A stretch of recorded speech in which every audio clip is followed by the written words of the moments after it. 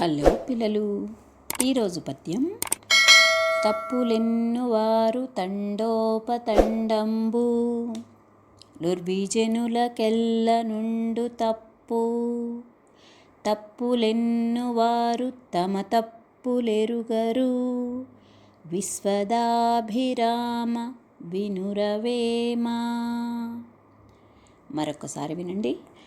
తప్పులెన్నువారు తండోపతండంబు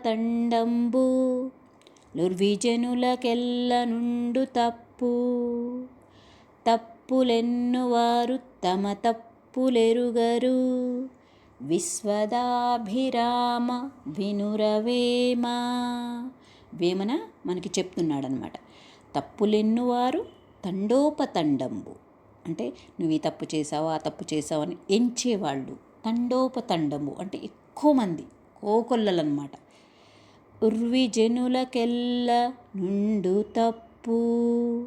ఉర్విజనులకెల్ల అంటే ఈ భూమిపై నివసించే మనుషులందరికీ కూడా తప్పు ఉంటుంది. సహజం కదా, అది ఏదో టైంలో మనం తప్పు చేస్తూనే ఉంటాం, అది మానవ సహజం.